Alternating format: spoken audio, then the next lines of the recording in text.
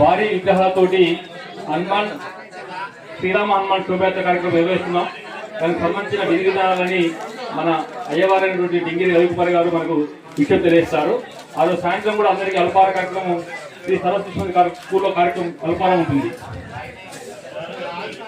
స్వామి ఒక్క నిమిషం మీకు కాన్సన్ట్రేట్ చేయండి. స్వాములంతా ఒక్క నిమిషం మీరు ప్లేట్లు దోచుకుంటూ, ఎందుకంటే లోపల ఆత్మారాముడు కూడా అరుస్తూ ఉంటాడు, వాడికి నైవేద్యం పెట్టాల్సిందే. ఒక్కసారి అట్లా ఆ కార్యక్రమం చేస్తూ ఇటువైపు చెవులు మాకు వదిలేయండి. మరి మనమంతా కూడా ఇంత దీక్షతో ఉన్నటువంటి సందర్భంలో మనమంతా ఒక్కటే అనేటువంటి భావనను మనం తెలపాల్సినటువంటి అవసరం ఉంది కనుక 17వ తేదీ శనివారం నాడు మరి స్వామివారికి అత్యంత ప్రీతిపాత్రమైనటువంటి రోజు.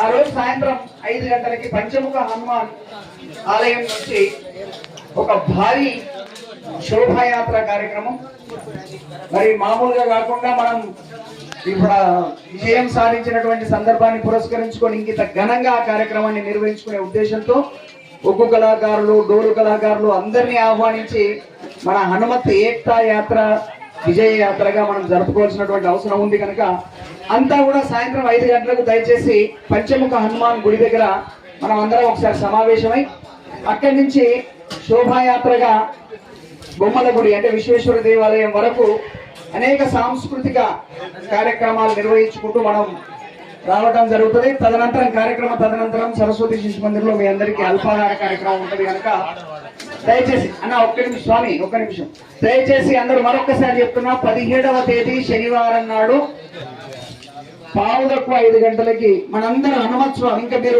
ఇంకొకరిని తీసుకొని అక్కడికి విచ్చేసి ఒక గొప్పగా మనం జమ్మిగుంట పట్టణంలో ఏక్తా యాత్ర నిర్వహించుకోవడానికి మీ అందరినీ ఆహ్వానించే నిమిత్తం రావడం జరిగింది. ఈ అవకాశం ఇచ్చినటువంటి గురుస్వాములకి, మిగతా మిత్రులకి మా హిందూ ఉత్సవ సమితి తరఫున ధన్యవాదాలు తెలియజేస్తూ మరొకసారి శనివారం సాయంత్రం అందరం పంచముఖ హనుమాన్ గుడి దగ్గర కలుద్దామని తెలియజేసుకుంటూ మీకు సెలవు. ధన్యవాదాలు. జై శ్రీరామ్.